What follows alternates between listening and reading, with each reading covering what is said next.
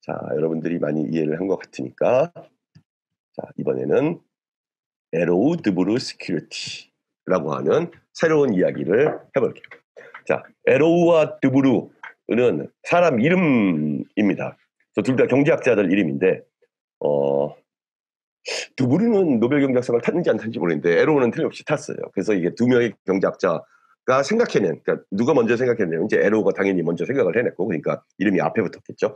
그리고 나서는 이 사람들이 이걸 잘 정립해서 뭔가 특이한 걸 만들었는데, 사실 이 사람들이 이걸 만든 이유는 뭐 파생상품의 가격을 결정하려고 만든 게 아니라 그냥 경제학 이론을 설명하려고 만들었는데, 그 사람들이 그 방법을 사용해서 또 14.5를 찾아낼 수 있는 방법이 있는, 그래서 그 방법이 무엇인가를 한번 생각을 여기서 이야기를 해보겠습니다.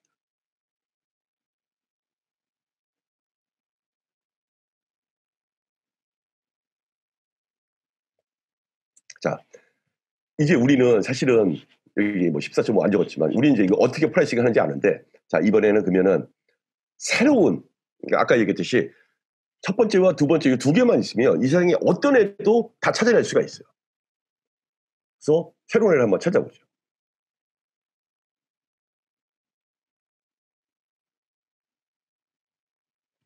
설정을 바꾸라고 했지. 재생 속도를 0.5.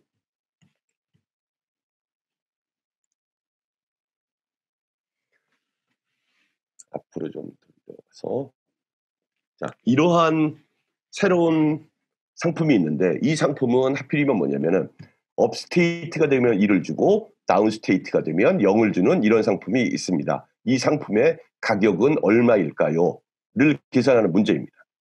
그럼 이거를 계산하려면 아까 이 세 번째 상품의 가격을 계산했던 것과 비슷한 방법으로, 사실은 똑같은 방법으로 단지 요 X1과 X2가 얼마인가가 달라질 뿐입니다.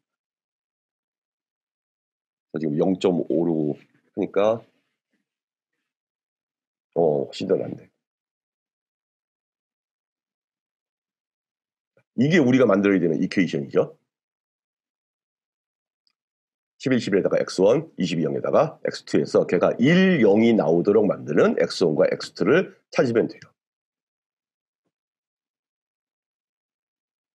그래서 얘를 바꿈으로써 우리가 찾을 수 있는 게 X1은 0, X2는 22. 그래서 얘의 가격이 얼마인가를 계산해보면 22분의 9가 됩니다. 왜냐하면 0과 22분의 1은 연립방 정식을 풀어서 찾아낸 거고, 그거를 그 0과 22를 각각 현재 시점의 가격에다가 적용해 보면은 아까 보았던 1, 0을 주는 그런 애가 있으면 이제 걔를 가지고 사실 뭐라고 하냐면은 에로우드브르 시큐리티라고 하는 특별한 이름을 붙여요. 이렇게 가격은, 첫 번째 가격은 22분의 9가 되는 겁니다. 그다음에 이제 두 번째 상품이 있습니다.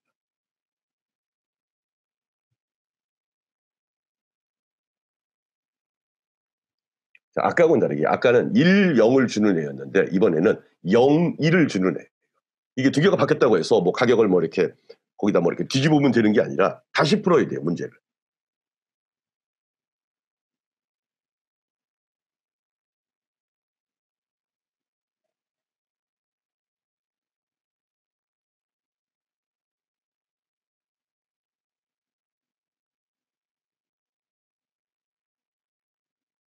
자, 이게 푼 결과예요. 그러니까 여러분들이 그냥 이걸 받아들이면 돼요, 일단은. 그러니까 나중에 수업 끝나고 나서 직접 계산해 보면 내 계산이 틀리지 않았다는 걸 볼 수 있을 거예요.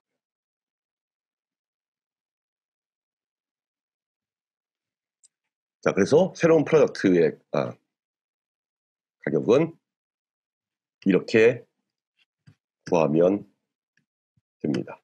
약간만 뒤로 가보면, 그래서 이 첫 번째를 11분의 1개, 그다음에 두 번째를 마이너스 22분의 1개만큼 하면은 0, 1의 페이오프를 갖는 애가 구해진다라고 하는 이야기입니다. 여기서 이제 여러분들이 생각을 해야 될 게, 처음에는 이제 우리가 이 플러스는 롱 포지션, 마이너스는 숏 포지션 하면서 이쪽에서 돈을 빌리고 뭐 여기서 돈을 가져오고 막 이런 식으로 설명을 했는데, 처음에 이제 그렇게 해서 이해가 되면 그 다음부터는 이게 좀 익숙해지면 이걸 그냥 받아들일 수가 있어요. 그래서 내가 여기서 요 두 번째 상품을 22분의 1개만큼을 숏을 한다. 그러면 이게 일단 숏을 한다는 것도 헷갈리는데 개수가 그냥 22분의 1개 하면은 왜 그렇게 해야지 하면서 굉장히 복잡해질 수가 있어요. 근데 그게 아니라 얘는 그냥 앞에 있었던 그 연립방 정식을 풀러서 나온 그냥 솔루션이에요. 그래서 막 열심히 생각해보면 왜 이렇게 해야 되는지 아는데 한두 번만 연습을 해보면 그냥 얘는 이렇게 구하는 거구나 라고 여러분들이 되게 쉽게 받아들일 수가 있어요. 그래서 이 두 번째 상품의 가격은 22분의 11이 됩니다.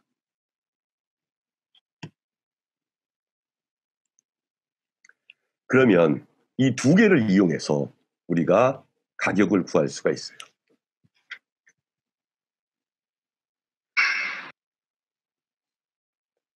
자, 1, 0을 주는 애의 가격이 22분의 9라고 나왔고 0, 1을 주는 애의 가격이 22분의 11이라고 나왔습니다. 그래서 얘네는 여러분들이 새로운 상품이라고 생각을 하면 돼요.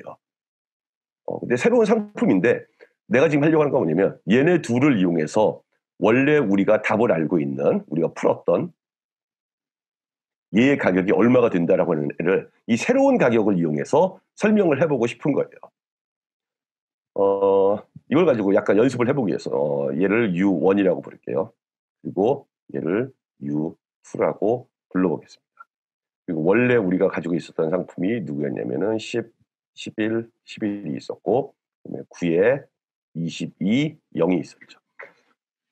이 H1, 이 U1과 U2가 얘의 이름이 뭐냐면은 에로우드블 스큐리티예요.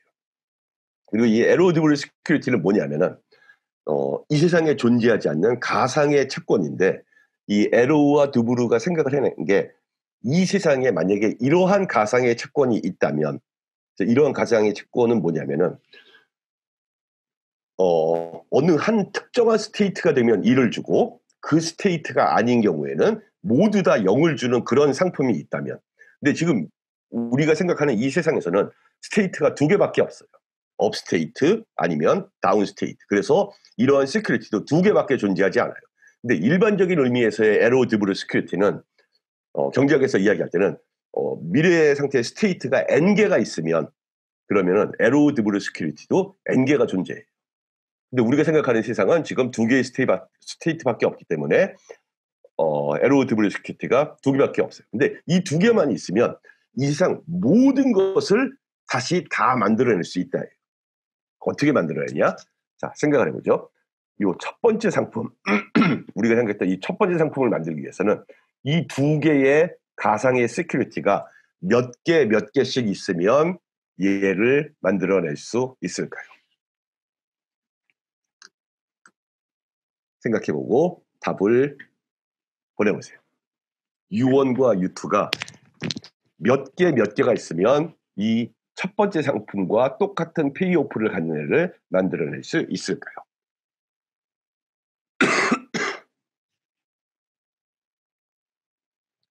여러분의 답을 기다립니다. 답은 퀘스천 마크에 보내면 돼요. 3명이 나왔네요. 자, 4명. 오케이. 6 곱하기 11 더하기 2 곱하기 11. 맞는 답이고 11개 22개 11개. 이건 뭐 다른 답까지 같이 보는 것 같은데. 11개씩. 오케이. 자, 왜 11개냐면은 내가 얘를 11개 가지고 있고 두 번째를 11개 가지고 있으면 이래쯤에 페이오프를 생각해보면 여기에다가 11 곱하는 거고 여기다가 11 곱하는 거. 따라서 11이 돼.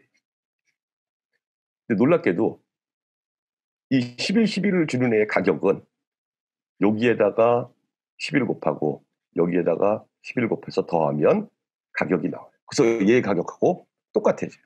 근데 사실은 똑같아진다는 게 아니라 사실은 우리가 요 22분의 9와 22분의 11을 어떻게 구했냐면은 여기에 있는 이 첫 번째 상품과 두 번째 상품을 이용해서 얘의 가격을 구했기 때문에 사실 얘하고 얘를 이용하면 여기 있는 애를 당연히 만들어낼 수 있습니다. 그러면 여기 있는 애도 당연히 만들어낼 수 있어요.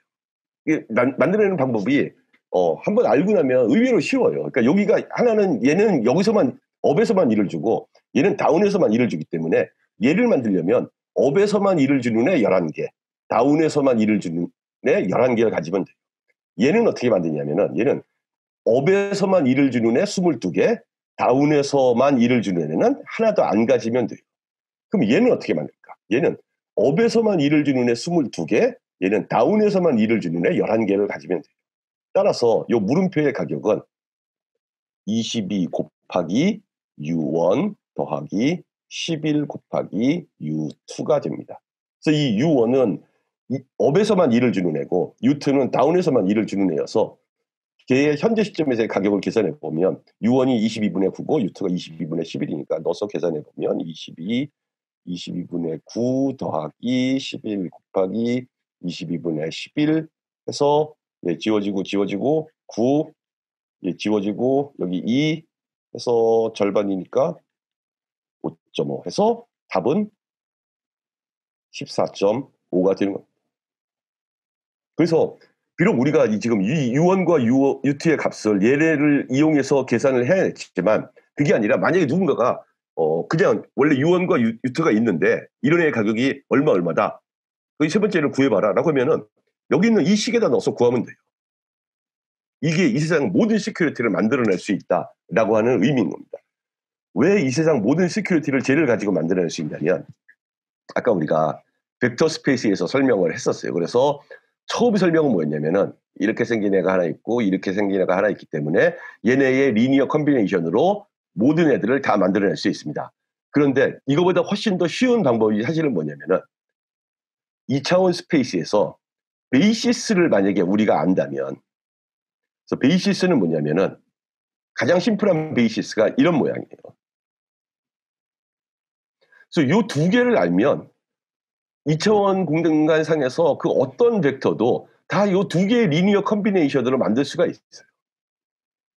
근데 이 두 개의 베이시스가 뭐냐면 얘네가 에로드브르 스큐리티예요.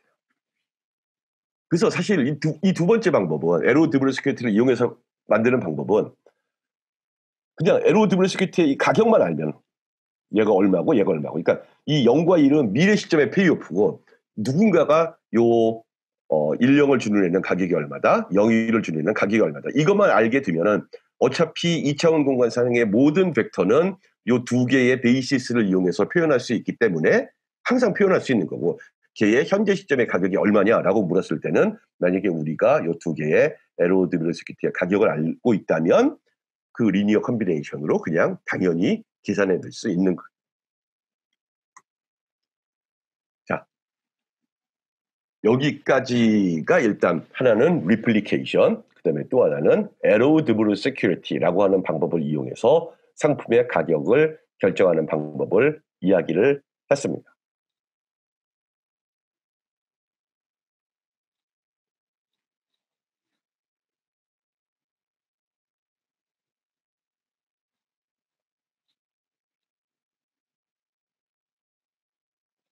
자, 이 질문에 대해서 답을 해보면 맞습니다.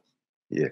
그러니까 리플리케이션이라고 하는 거는 그러니까 리플리케이션의 의미가 복제잖아요. 복제. 그래서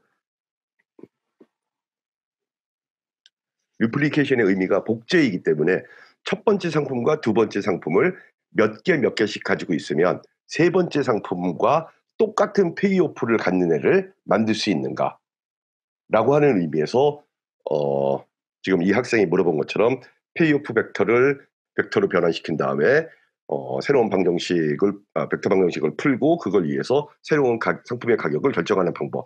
그래서 수학적으로는 당연히 맞는 이야기인데 걔의 의미는 첫 번째 상품과 두 번째 상품을 몇 개씩 내가 조합을 하는. 근데 그 조합이 항상 그 파지티브 넘버로 조합하는 우리 경우에는 하필이면 파지티브 넘버로 조합을 하는 거 있지만 사실은 어떤 경우에는 숏이 필요할 때도 있어요. 그 원하는 페이오프를 얻기 위해서 그렇게 해서 만드는 방법을 가지고 리플리케이션이라고 하고 그다음에 에로디블 스큐리티라고 하는 거는 세상에 존재하지 않는 가상의 채권을 상정하는 건데 그 가상의 채권의 모습이 하필이면 그 유닛 벡터의 페이오프를 가진 애를 생각하면 걔네들이 사실은 가장 쉽잖아요. 그 유닛 벡터, 그러니까 하나는 1, 하나는 0, 1, 0, 하나는 1, 0, 하나는 0, 1이네. 그러니까 걔가 항상 베이시스인 걸 우리가 알고 있기 때문에 그러니까 세상이 만약에 n차원으로 늘어나도 그 유닛 벡터들은 항상 베이시스가 되는 거죠. 그러니까 3차원이면은 100, 010, 001. 얘네 세 개가 항상 베이시스가 된다는 걸 알기 때문에 이 에로디블 스큐리티라고 하는 걔네를 에로디블 스큐리티라고 이름을 붙이고 걔네를 잘 리니어 컨비네이션하면 이 세상 모든 애들을 만들어낼 수 있다. 그런데 걔는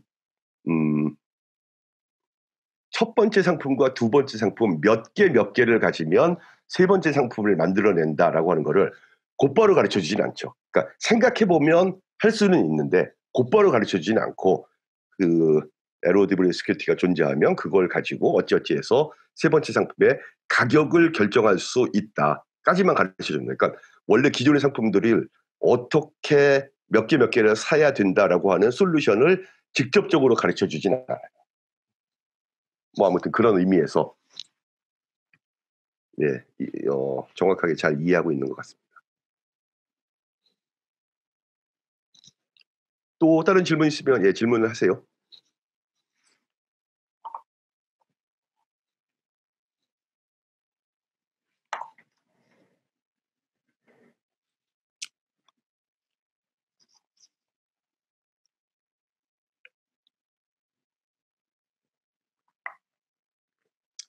에로디블 스큐리티의 강점은 미래의 스테이트가 N개로 많아질수록 각 상품을 설계할 때 기존 리플리케이션 방식보다 계산량을 획기적으로 줄일 수 있다는 데서 오는 건가요? 라고 생각할 수 있습니다. 근데 에로디블 스큐리티 자체는 굉장히 추상적인 개념이에요. 그래서 경제학에서 이론을 발전시키는데 굉장히 도움이 되는데 실제로 이 세상의 에로디블 스큐리티의 가격들이 얼마인가를 만약에 이 세상의 실제 상품들을 보고, 그러니까 왜냐하면 이 세상에 실제 상품에는 에로디블 스큐리티가 없기 때문에 이 세상에 있는 실제 상품들을 보고 에로디블 스큐리티의 가격을 계산을 해내고 그걸 이용해서 새로운 상품을 만드는 거는 사실은 할 수 있을런지 모르겠는데 그렇게 만드는 사람은 못 봤어요.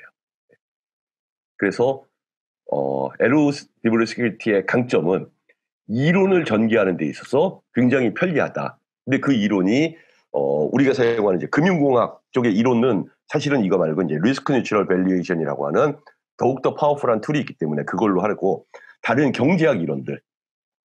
그래서 이게 경제학 이론 중에 이제 어떤 부분이 있냐면 여러분들이 이제 미시거시를 이렇게 배울 때 사실은 처음에 그러니까 학부에서는 안 배울 수도 있어요. 예, 학부 미시 책에는 안 나올 수도 있는데 decision making under uncertainty, 불확실성 하에서의 의사결정이라고 하는 문제를 배울 때 이제 대학원 미시에는 예, 그 부분이 틀림없이 나오는데 그때 에로디블 스큐리티가 나와요. 그래서 그걸 이용하면 미래의 엔게이 스테이트가 있는데 그거를 다 만들어낼 수 있는 거죠. 이론적으로. 근데 프랙티컬리 에로디블 스큐리티의 가격을 직접 계산해 보자. 뭐 할 수 있을 수도 있는데 미래 그렇게 하는 사람을 본 적이 없습니다.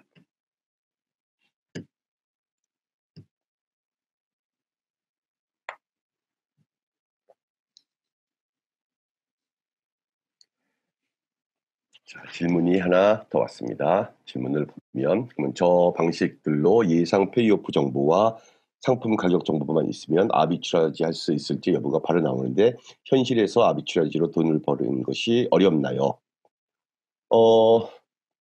일단 지금 우리가 생각하고 있는 세상은 굉장히 단순한 세상이에요. 그러니까 일단 미래의 스테이트가 두 개밖에 없다라고 하는 게 엄청나게 많이 단순화시킨 거예요. 물론 우리가 얘를 이제 점점 앞으로 나가면서 스테이트의 개수를 더 늘릴 텐데 스테이트 개수를 늘린다는 게 갑자기 있던 애가 이렇게 두 개를 세 개로 늘려보고 네 개로 늘려보고 이런 식으로 늘리는 게 아니라 추리 형식으로 만들면서 스테이트를 더 늘릴 겁니다. 그래서 그러면 이제 당연히 좀 더 복잡해지는데 그렇다고 해서 뭐 여러분들이 이해를 못할 정도로 복잡한 건 아니고 여러분들이 이 정도 이해하면은 충분히 이해할 수 있고 자, 그래서 이 심플한 세상에서는 아비추라지가 눈으로 탁탁 보여요. 근데 현실에서는 아비추라지로 돈을 버는 게 어렵, 그러니까 쉽지는 않겠죠. 왜냐하면 쉬우면 누구나 다 할 텐데, 쉬우면 누구나 다 할 텐데, 근데 아비추라지가 없는 게 아니거든요. 그러니까 여러분들이 이 세상이 여러분들이 특히 경제학을 배우면 이 세상이 이렇게 균형에 있다라고 생각할 수가 있는데 이 세상이 사실은 균형에 있는 게 아니라 그 균형을 찾아나가기 위해서 굉장히 이렇게 움직이는 게 이 세상이라고. 그러니까 우리는 물건의 가격이 정해져 있다라고 생각하는데 사실은 정해져 있지 않아요.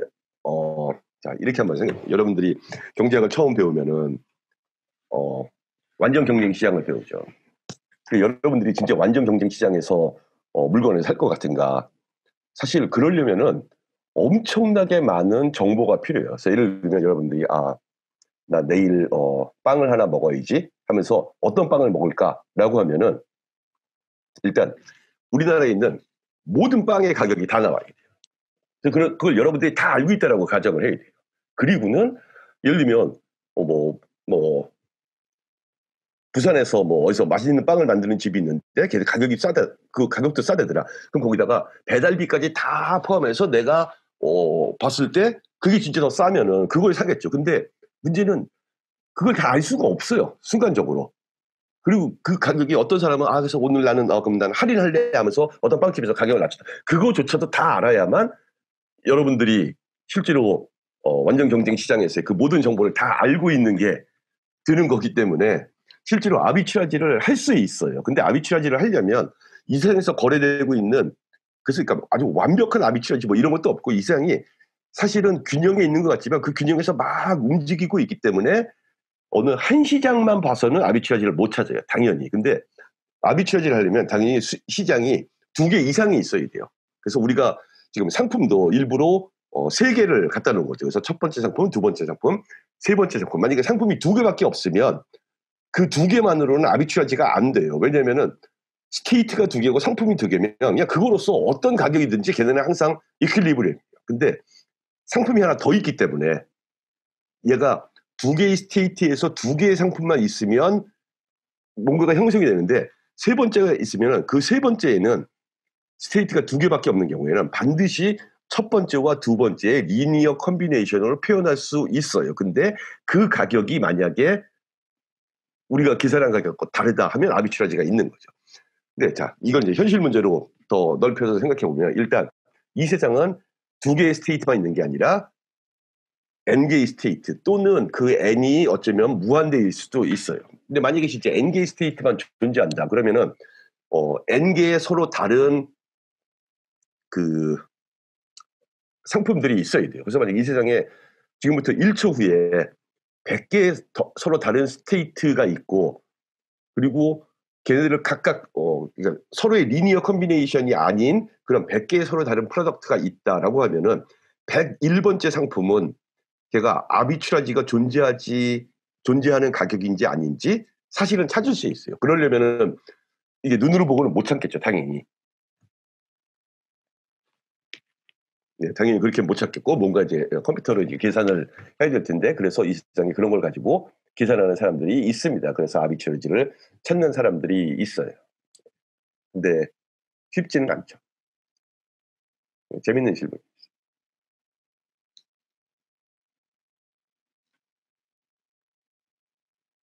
자, 그러면 어, 마지막 세 번째 방법으로 한번 가보죠. 이제 여러분들이 에로드블 시큐리티도 다 이게 뭔지 알았으면 마지막 리스크 뉴트럴 밸류에이션이라고 하는 거를 생각해 볼 수가 있습니다.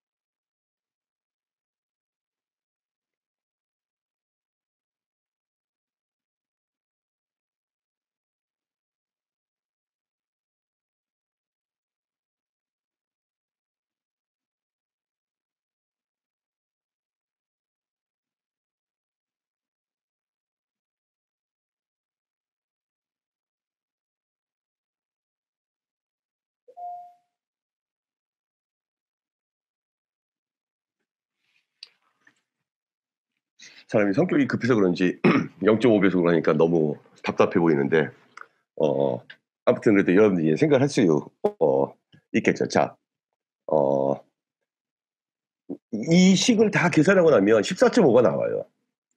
그리고 이 식이 그러니까 어 세 번째 방법인데 이 식이 좀 더 복잡하게 생겼죠. 근데 첫 번째 여러분들이 알 수 있는 건 여기 나온 지금 모든 숫자들을 사실 여러분들이 본 적이 있어요.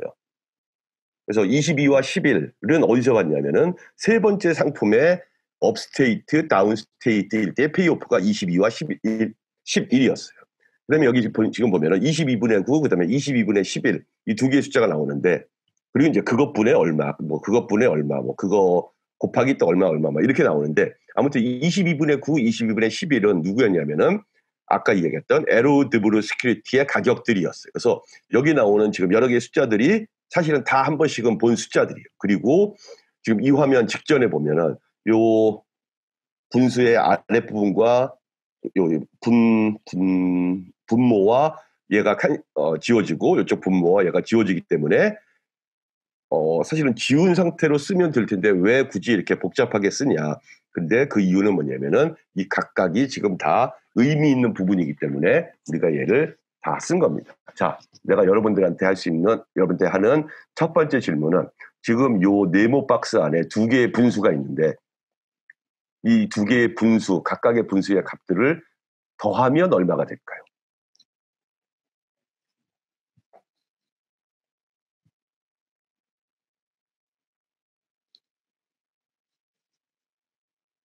그래서 이걸 지금 막 뭐 통분하고 뭐 이러면은 이제 여러분들이 너무 오래 걸립니다. 근데 얘를 가만히 보면 뭐라고 생겼냐면은 지금 두 개의 분모가 똑같이 생겼어요. 그리고는 분자에 올라가 있는 애가 요 분모 두 개가 더해져 있는 것 중에 하나가 위에 올라가 있고 다른 하나가 또 위에 올라가 있고 따라서 얘 둘을 더하면 1이에요.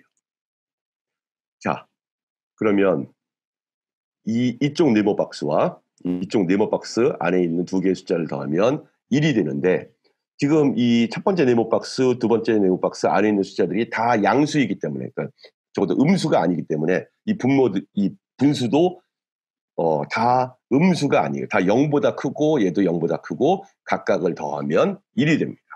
이런 숫자를 부르는 특별한 이름이 있어요. 그렇죠. 1이 되죠. 더하면.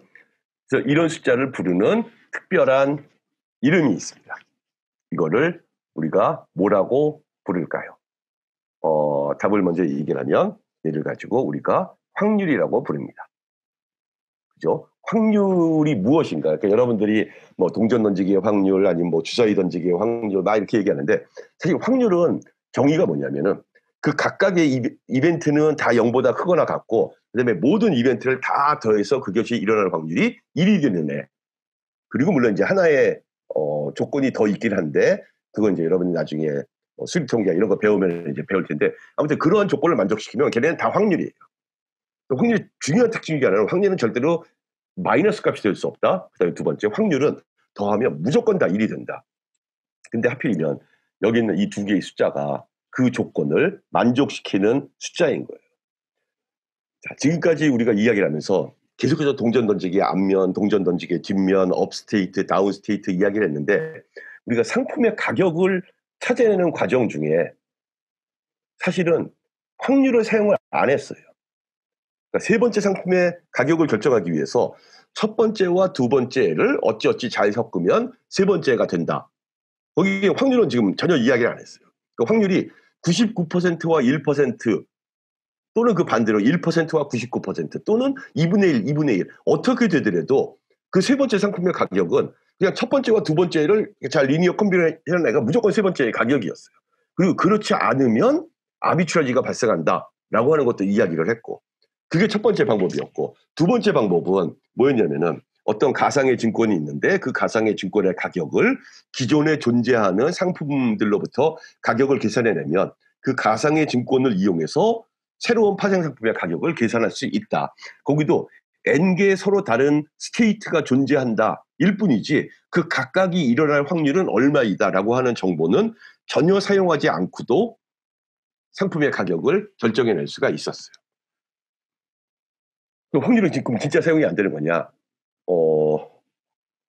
근데 여기에서 사실 우리가 이걸 이제 확률이라고 부르고, 그다음에 이 확률은 여러분들이 실제로 이 확률의 값을 계산을 해보면 여기 있는 이 분수들을 다 계산해서 적어보면 얘네가 2분의 1, 2분의 1이 아니에요. 그죠? 왜냐면은 분모는 똑같은데 분자에 올라가 있는 애들이 같은 숫자가 아니기 때문에 이 둘을 더하면 1이 되는 건 사실인데 각각이 2분의 1, 2분의 1이지는 않습니다. 근데 걔를 이용해서 파생상품의 가격을 결정할 수 있어요. 그리고 얘가 확률의 역할을 하기 때문에 우리가 이 확률을 가지고 뭐라고 부르냐면은 risk neutral probability, 위험 중립 확률이라고 사람들이 불러요. 그럼 이제 여러분들이 드는 생각이, 이걸 왜 위험 중립 확률이라고 부를까? 라고 생각하시는데 일단은 그냥 나를 믿는 수밖에 없어요. 왜냐면은 얘 이름이 리스크 뉴트럴 프로버빌리티이니까, 그러니까 위험 중립 확률이니까. 그리고 이제 여러분들이 아마 다음 주가 되면 왜 얘를 리스크 뉴트럴 프로버빌리티라고 부르는지를 이해할 수 있을 겁니다. 일단은 그냥 이거 리스크 뉴트럴 프로버빌리티. 그 다음을 보면, 그래서 얘가 이제 뭔지는 알겠고,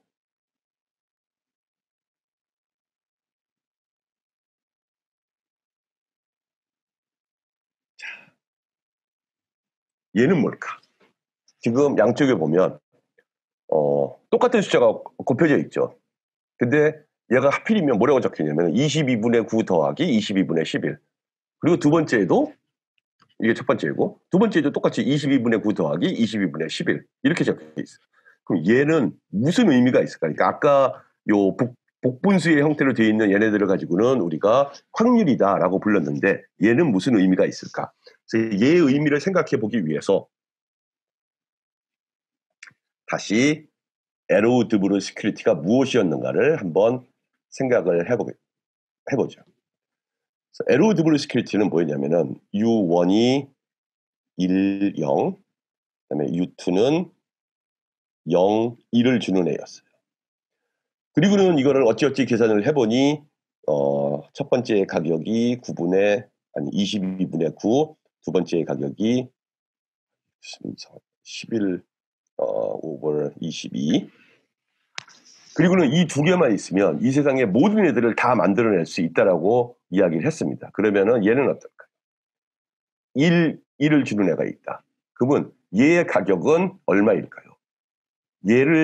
이런 애를 만들기 위해서는 U1과 U2가 몇 개씩 있어야 할까요? 생각해보면 U1과 U2가 한 개씩 있으면 돼요. 따라서 얘의 가격은 U1 더하기 U2예요. 그리고 숫자를 계산하면 하필이면 여기에 있는 이 가격이고. 근데 사실 이렇게 동전의 앞면이 나와도 1, 동전의 뒷면이 나와도 1 이렇게 준다는 얘기는 사실은 어떻게 생각하면 미래에 1이라고 하는 돈이 있다는 거예요. 그럼 나는 걔를 현재에 얼마라고 볼 것인가.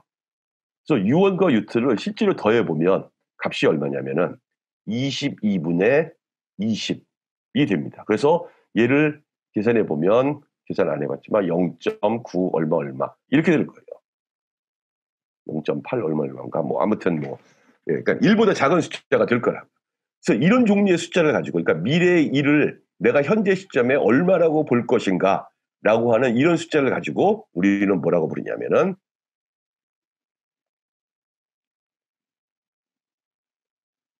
디스카운트 팩터라고 부릅니다. 따라서 U1 플러스 U2는 디스카운트 팩터예요. 자, 그럼 이제 많은 것의 의미를 알았죠. 여기에 지금 곱해져 있는 얘네들은 디스카운트 팩터고 양쪽에 똑같이 곱해져 있다라고 하는 걸 알았습니다.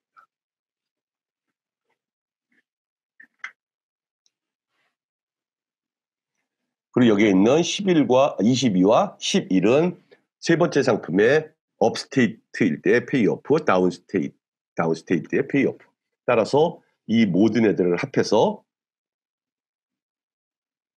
다음과 같은 식을 만들 수가 있습니다. 그리고 우리가 이걸 가지고 리스크 뉴트럴 밸류에이션 포뮬러다라고 이야기를 합니다. 자, 여기다 DF라고 쓴 거는 디스카운트 팩터예요. 그래서 디스카운트 팩터가 뭔지 얘기를 했는데 얘네는 양쪽에 다 들어가 있기 때문에 그거를 앞으로 빼낸 거예요. 그 다음에 22 곱하기 어떤 확률 더하기 11 곱하기 어떤 확률. 그거는 어떤 의미에서 보면 22와 11이라고 하는 숫자가 나오는 랜덤 베리어블에 대한 expectation이라고 생각을 할 수가 있겠죠. 물론 이 expectation이 2분의 1, 2분의 1을 가지고 계산한 expectation은 아니지만 뭔가 얘도 expectation인 거는 사실이에요.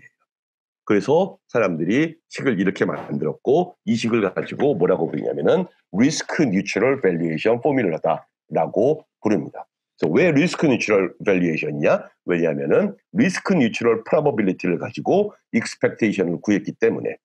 따라서 우리가 했던 이 문제의 마지막 우리가 풀었던 이 세 번째 상품의 가격을 계산하는 마지막은 뭐냐면은 22가 있고 11이 있는데 얘가 얼마인가?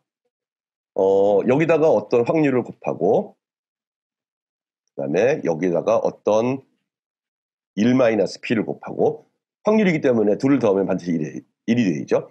그리고는 얘를 더한 다음에 여기가 미래 시점이기 때문에 얘를 현재 시점으로 디스카운트를 해오면 그게 얘의 가격이 된다라고 하는 거를 한 변에 표현한 방법이 디스카운트 팩터 곱하기 expectation x 그리고 이 식을 가지고 우리가 리스크 뉴트럴 밸류에이션 포뮬러다라고 부릅니다. 그리고는 이 식이 파이낸스의 90%, 95%, 이 식이 사실은 마치 뭐라고 할까? 나는 물리학은 잘 모르지만 뭐 니는 MC 스퀘어? 그리고는 이걸 이제 아인슈타인이 뭐 이걸 얘기하고는 이게 이제 세상을 설명하는 식이다. 파이낸스를 설명하는 식이 이겁니다. 그래서 여러분들이 나중에 뭐 블랙쇼일즈 포뮬러를 배울 텐데 블랙쇼일즈 포뮬러도 사실은 얘예요.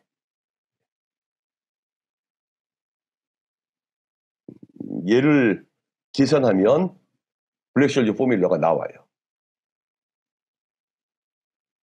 조금 더 구체적으로 이야기하면 자, 우리가 콜옵션의 가격을 이야기를 했는데 콜옵션의 가격을 그러면 어떻게 구하는가? 그러니까 콜옵션의 페이오프가 어떻게 생겼는지 얘기했죠.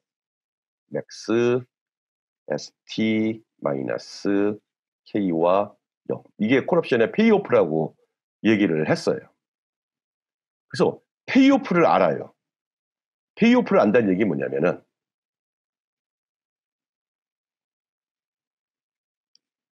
너무 위에 있네.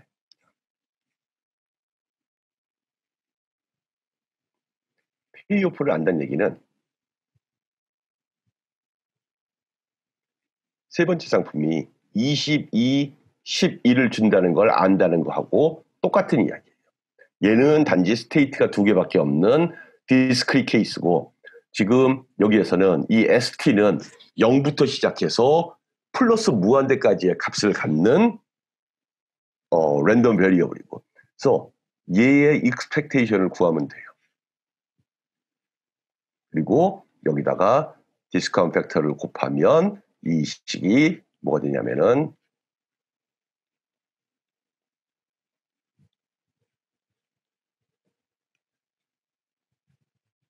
블랙쇼일즈 포뮬러가 되는 겁니다.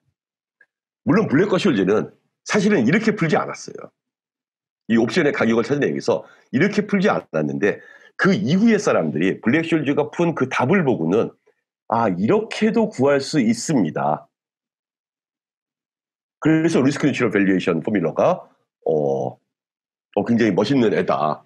그래서 여러분들이 금융공학 아니면 이제 여러분들이 이제 금융공학 배우다 보면 많은 경우에 어느 쪽으로 넘어가냐면은 금융수학으로 넘어가게 돼 있어요. 근데 그 금융수학을 배우면은 거기서 배우는 게 사실은 이 리스크 뉴트럴 밸류에이션 포뮬러를 배우는 거. 질문이 있으니까 질문에 대해서 답을 잠깐 먼저 해보고. 그렇죠. 22분의 9 더하기 22분의 11이 디스카운트 팩터가 되는 겁니다. 그래서 여러분들이 금융수학으로 넘어가게 되는데 자, 지금부터 이제 우리는 세 가지 방법을 다 배웠습니다. 리플리케이션, 그다음에 에로드블 스큐리티를 이용한 방법, 그다음에 리스크 뉴트럴 밸류에이션 포뮬러.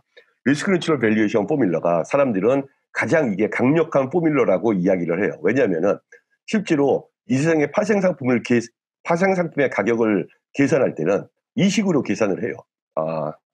요거는 콜옵션의 페이오프고, 콜옵션의 가격 포뮬러고, 내가 방금 전에 적었던 좀 더 제너럴한 포뮬러.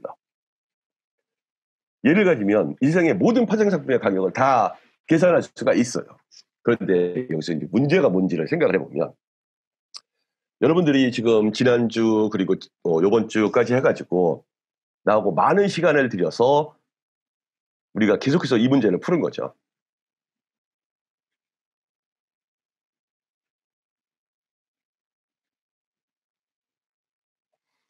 그래서 이제는 이 네모가 뭔지, 요 물음표가 뭔지 설명하지 않아도 여러분들이 이미 답을 다 알아요.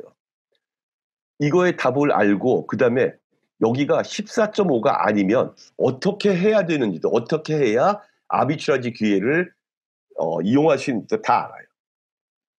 근데 여러분들이 이걸 처음부터 다 알고 있었던 것 같죠. 근데 그게 이게 무슨 얘기냐면, 만약에 여러분들이 수학과에 가서 리스크 뉴트럴 밸류에이션 포뮬러를 먼저 배웠다.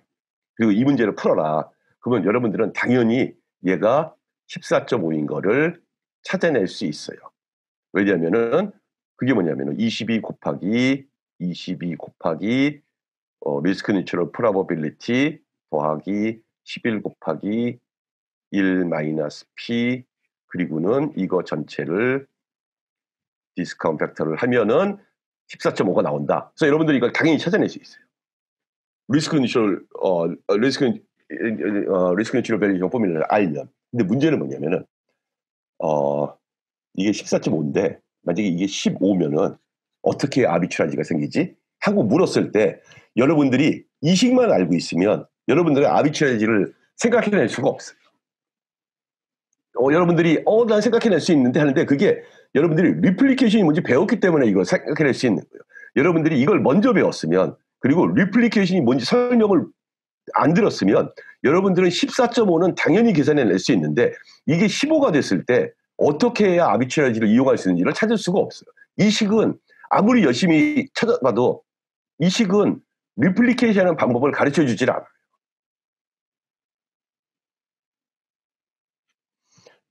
리스크 뉴트럴 펑션은 각각의 페이오프가 나올 확률인가요? 아닙니다.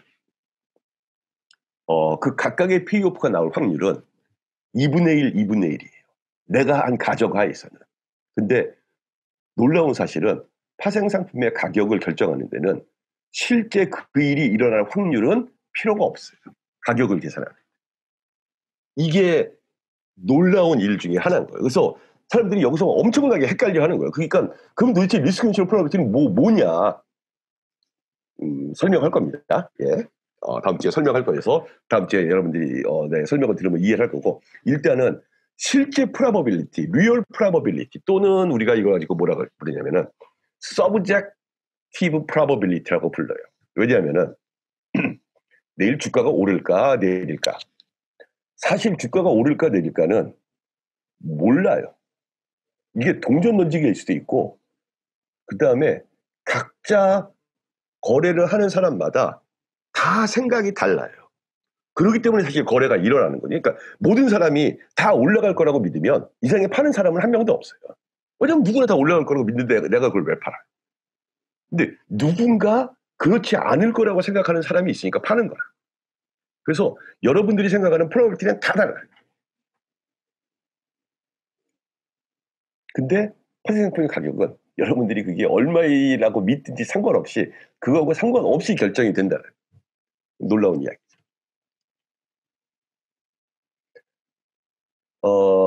리스크 뉴트럴 포뮬러를 이용하기 위해서는 에로드블 스큐리티가 필요한 것인가요? 디스크리트 케이스에서는 돼요. 그러니까 내가 지금 여러분들한테 보여준 식이 사실은 그 22분의 9 더하기 22분의 11 막 이렇게 돼 있던 걔네들이 다 에로드블 스큐리티를 이용해서 했기 때문에 디스크리트 케이스인 경우에는 에로드블 스큐리티를 이용하면 리스크 뉴트럴 프로버빌리티를 계산을 할 수가 있어요. 그런데 컨티뉴어스 케이스에서는 그렇게 안 돼요. 여기서 컨티뉴어스 케이스는 뭐냐면은 기초자산의 가격이 어떤 분포를 할지 몰라요. 그리고 사실 어떤 분포를 하는가는 우리가 물론 이제 가정을 하기는 하지만 그 분포에 결국 그 가정한 분포의 리스크 뉴트럴 프로버티를 사용하기 때문에 얘기가 뭔가 좀 이상하지만 이거에 대한 답만 먼저 하면은 에로드블 시큐리티가 디스크릿 케이스에서는 필요해요. 리스크 뉴트럴 프로버티 포뮬러를 도출하기 위해서. 그러니까 서로 연관이 돼 있어요. 그러니까 여러분들이 식에서 봤듯이 내가 이 리스크 뉴트럴 밸류에이션 포뮬러를 다시 써보면 아까는 숫자로 써서 그렇지만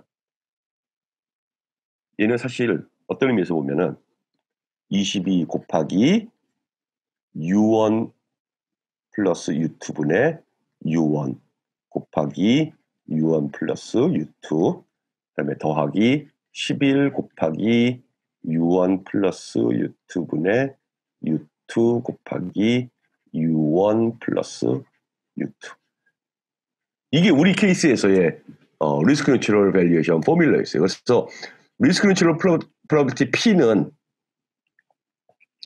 U1 플러스 U2 분의 U1 그러니까 이게 업 스테이트가 나올 확률이고 그 다음에 다운 스테이트가 나올 확률은 U2 over U1 플러스 U2 이렇게 되죠. 그래서 이 두 개를 더하면 당연히 1이 되고 지금 이런 모습이니까. 그리고는 디스카운트 팩터는 U1 플러스 U2이고 그래서 디스크릿 케이스에서는 이게 포뮬러예요. 근데 컨티니어스 케이스에서는 다르다. 또 다른 질문은 에러드블 시큐리티가 실용적이지 않다고 하셨는데 리스크 뉴트럴 밸류에이션 포뮬러에서 DF는 실제 상황에서는 어떻게 구해요? 디스카운트 팩터는 사실은 어떻게 구하냐면 이게 이자율 가지고 구하는 거예요. 그러니까 미래 1이라고 하는 돈을 내가 현재 시점에서 얼마로 볼 것인가. 그래서 사실은 진짜 금융공학에서 말하는 사실은 이제 어떤 것을 쓰면 리스크 프리한 인터레스트 레이트이 있어요. 금융공학에서 이야기하는. 근데 얘도 실제로 존재하는 숫자는 아니어서 그거의 대용치로 우리가 뭘 사용하냐면은 예를 들면 국고채 금리를 사용한다든지 국고채 금리 우리나라에 아니면 미국 같은 경우에는 뭐 트레저리 반드의 금리를 사용한다든지 그래서 디스카운트 팩터를 구하는 거예요. 그러니까 실제로 U1, U2가 얼마인지는 몰라도 디스카운트 팩터는 우리가 대충 얼마쯤 된다라고 하는 걸 알고 있어요. 그래서 그렇게 디스카운트 팩터를 구할 수 있습니다.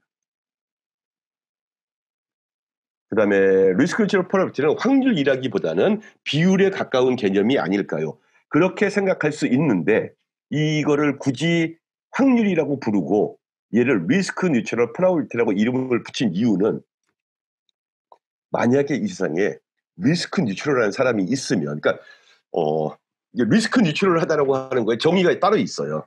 예, 그러니까 이러한 사람을 가지고 우리가 리스크 뉴트럴한 사람이다라고 이야기를 합니다. 그러니까 여러분들이 유틸리티 펑션을 보면 이게 리스크 어버스한 사람들의 유틸리티 펑션이다. 아니면 이게 리스크 뉴트럴한 사람의 유틸리티 펑션이다. 이렇게 이야기할 때 그 각각의 데피니션이 있듯이 리스크 뉴트럴한 사람이 있는데 그 사람이 바라보는 프라버빌리티가 리스크 뉴트럴 프라버빌리티. 그래서 우리가 이걸 가지고 리스크 뉴트럴 밸류에이션 포뮬러라고 부르는 겁니다. 이게 내가 나중에 설명하겠다라고 했던 그 부분의 이야기를 여러분들이 나를 좀 더 빨리 이야기하게 만듭니다.